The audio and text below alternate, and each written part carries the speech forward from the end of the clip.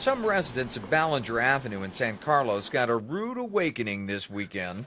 It was on our driveway on Saturday late morning. We found it. Haley Shambine and her neighbor Stephanie Benjamini We love it here, which is why it was disappointing to kind of see that happen. say the neighborhood was papered with anti-Semitic flyers.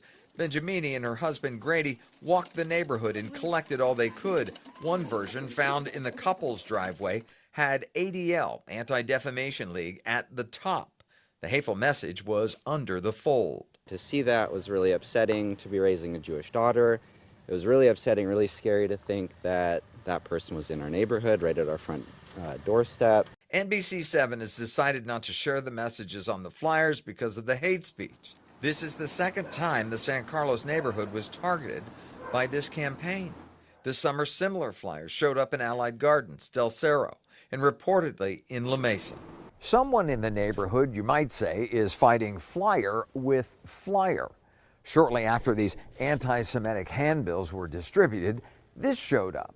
The title, How to Create Kindness in Your World. It has 13 separate steps you can take, including acts of compassion, active listening, and mentorship.